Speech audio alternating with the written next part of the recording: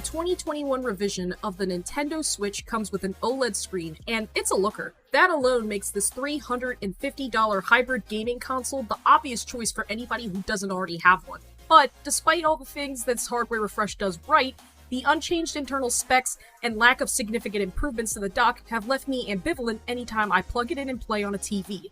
And the relatively slim list of upgrades for those of us who already own a Switch also has me wondering why some of these design revisions weren't rolled out with the 2019 model.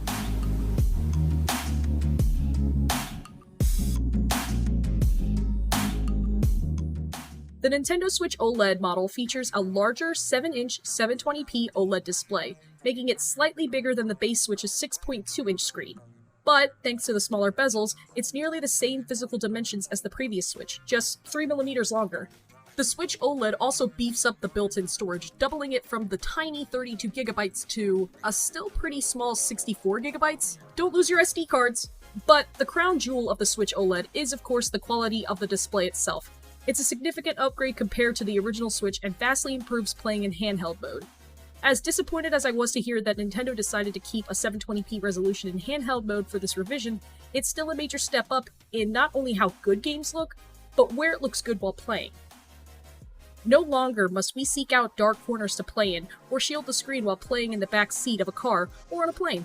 While not as bright as, say, the display on my iPhone 13 Pro when at maximum brightness, I can now more comfortably bring my Switch outside with me and play a few hours while kicking back on my hammock.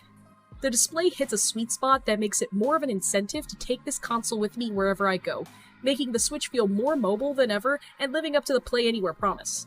One catch is that, due to the extra 3mm in length, some of your original Switch's accessories may have compatibility issues. While any Joy-Cons will fit the Switch OLED, some controller grips, third-party docks or mounts, and cases may not fit.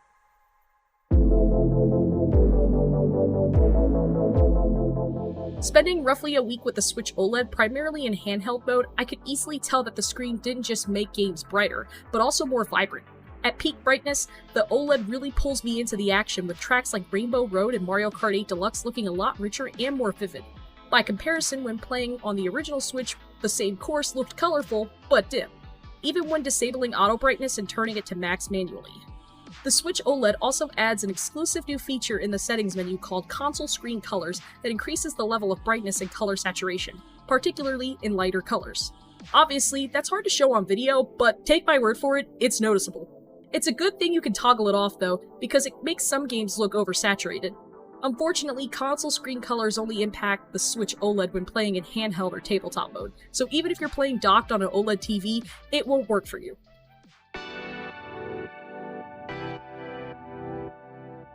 Outside of the display, my favorite improvement to the Switch OLED is easily the new kickstand.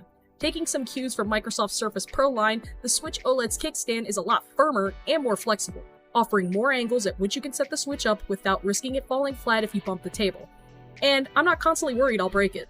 Though most of the improvements for the Switch OLED are on the handheld side of things, there are some minor changes for those who prefer playing the Switch on a TV, including a revised dock. It includes a bit more space than the original, which will hopefully avoid the issues the original docking station had with scratching the Switch's display. The downside is there's a little bit of wobbling when the Switch is connected. The revised Switch dock still has 2 USB ports on the left side, but the back now includes a detachable backplate and a bigger outline for cables than the old dock. More importantly, it ditches the third USB port in favor of a LAN port, which saves you the trouble of buying a $30 adapter if you want to vastly improve your online stability and download speeds.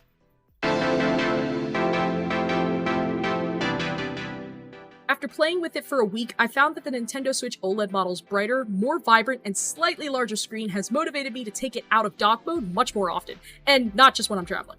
The revised kickstand makes it a lot easier to play on any flat surface, and the Ethernet-enabled dock makes downloads quicker. Those are enough revisions to make it an easy recommendation for anyone who doesn't own a Switch already. And though the Switch OLED model is absolutely the best way to play in handheld mode, the upgrade is a tougher pill to swallow for current Switch and even Switch Lite owners due to the lack of improved graphical power. For more Nintendo, check out our reviews of Metroid Dread and WarioWare Get It Together, and for everything else, keep it here at IGN.